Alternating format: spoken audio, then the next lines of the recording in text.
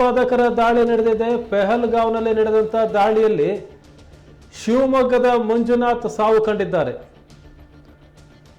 ಮಂಜುನಾಥ್ ಅವರು ಶಿವಮೊಗ್ಗದ ನಿವಾಸಿ, ರಿಯಲ್ ಎಸ್ಟೇಟ್ ಉದ್ಯಮಿ ಮಂಜುನಾಥ್ ಅವರು ಪತ್ನಿ ಪಲ್ಲವಿ ಹಾಗೂ ಮಗನ ಜೊತೆ ಪ್ರವಾಸಕ್ಕೆ ತೆರಳಿದ್ರು.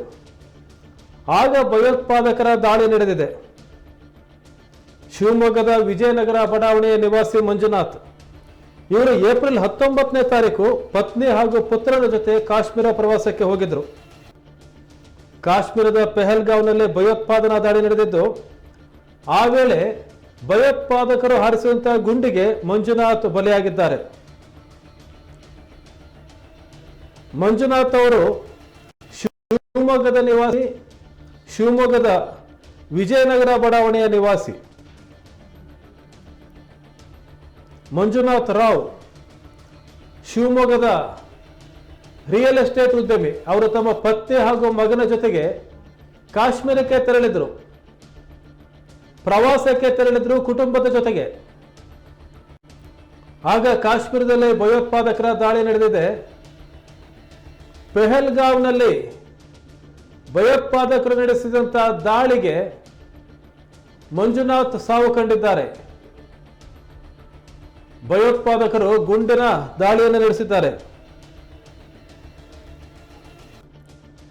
ಒಟ್ಟು 12 ಮಂದಿ ಪ್ರವಾಸಿಗರು ಇದ್ರು. ಆ ಪ್ರವಾಸಿಗರ ಗುಂಪಿನ ಮೇಲೆ ಭಯೋತ್ಪಾದಕರು ದಾಳಿ ನಡೆಸಿದ್ದಾರೆ. ಆಗ ಶಿವಮೊಗ್ಗದ ನಿವಾಸಿ, ಶಿವಮೊಗ್ಗದ ವಿಜಯನಗರ ಬಡಾವಣೆಯ ನಿವಾಸಿ ಮಂಜುನಾಥ್ ರಾವ್ ಸಾವು ಕಂಡಿದ್ದಾರೆ. ಅವರ ಪತ್ನಿ ಪಲ್ಲವಿ ಹಾಗೂ ಮಗ ಸುರಕ್ಷಿತ್ ಇವರ ಜೊತೆಗೆ ಅವರು ಪ್ರವಾಸ ತೆರಳಿದ್ರು. ಆಗ ಭಯೋತ್ಪಾದಕರ ದಾಳಿ ನಡೆದಿದೆ. ಭಯೋತ್ಪಾದಕರ ದಾಳಿಯಲ್ಲಿ ಮಂಜುನಾಥ್ ರಾವ್ ಸಾವು ಕಂಡಿದ್ದಾರೆ. ಶಿವಮೊಗ್ಗದ ವಿಜಯನಗರ ಬಡಾವಣೆ ನಿವಾಸಿ. ಏಪ್ರಿಲ್ 19ನೇ ತಾರೀಕು ಅವರು ತಮ್ಮ ಕುಟುಂಬದ ಜೊತೆಗೆ ಪ್ರವಾಸಕ್ಕೆ ಹೋಗಿದ್ರು, ಜಮ್ಮು ಕಾಶ್ಮೀರ ಪ್ರವಾಸಕ್ಕೆ ಹೋಗಿದ್ರು. ಪೆಹಲ್ಗಾವ್ನಲ್ಲಿ ಈ ಭಯೋತ್ಪಾದಕರ ದಾಳಿ ನಡೆದಿದೆ. ಪ್ರವಾಸಿಗರ ಗುಂಪು, 12 ಜನ ಪ್ರವಾಸಿಗರ ಗುಂಪಿನ ಮೇಲೆ ಭಯೋತ್ಪಾದಕರು ದಾಳಿಯನ್ನು ನಡೆಸಿದ್ದಾರೆ. ಆಗ ಗುಂಡೇಟಿಗೆ ಶಿವಮೊಗ್ಗದವರೇ ಆದಂಥ ರಿಯಲ್ ಎಸ್ಟೇಟ್ ಉದ್ಯಮಿ ಮಂಜುನಾಥ್ ರಾವ್ ಸಾವು ಕಂಡಿದ್ದಾರೆ.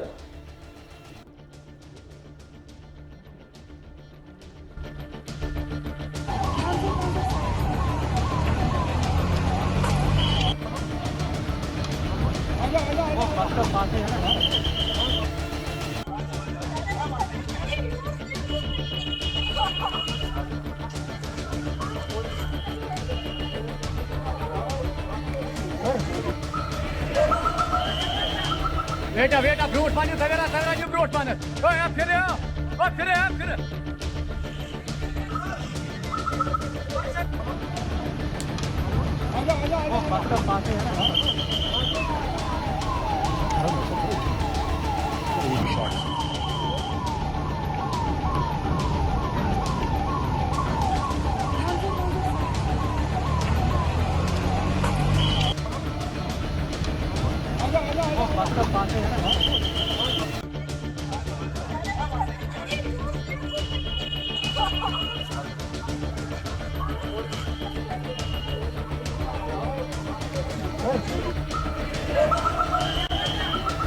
Veta, brotmannen, ta ju brotmannen. Ja, fyra.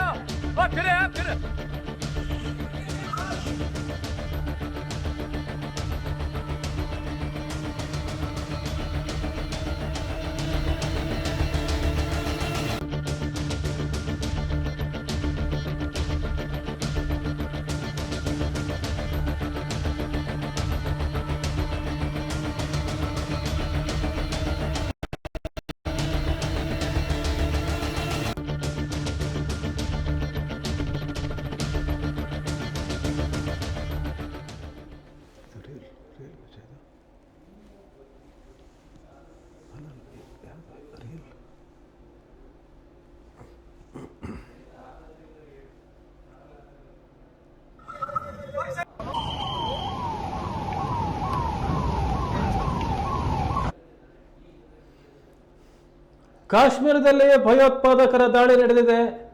ಪ್ರವಾಸಿಗರನ್ನ ಗುರಿಯಾಗಿ ಭಯೋತ್ಪಾದಕರು ದಾಳಿ ನಡೆಸಿದ್ದಾರೆ. ಒಟ್ಟು 12 ಜನ ಪ್ರವಾಸಿಗರ ಗುಂಪು. ಆ ಪ್ರವಾಸಿಗರ ಗುಂಪಿನ ಮೇಲೆ ಭಯೋತ್ಪಾದಕರು ಪೆಹಲ್ಗಾಮ್ನಲ್ಲಿ ಗುಂಡಿನ ದಾಳಿಯನ್ನು ನಡೆಸಿದ್ದಾರೆ. ಆ ಗುಂಡಿನ ದಾಳಿ ನಡೆಸಿದಂಥ ಸಂದರ್ಭದಲ್ಲಿ ರಿಯಲ್ ಎಸ್ಟೇಟ್ ಉದ್ಯಮಿ ಶಿವಮೊಗ್ಗದವರು ಮಂಜುನಾಥ್ ರಾವ್ ಸಾವು ಕಂಡಿದ್ದಾರೆ. ಒಟ್ಟು 6 ಜನ ಪ್ರವಾಸಿಗರಿಗೆ ಗಾಯಗಳಾಗಿವೆ. ನೀವು ದೃಶ್ಯದಲ್ಲಿ ನೋಡ್ತಾ ಇದ್ದೀರಿ, ಇದು ಪೆಹಲ್ಗಾಮ್ನ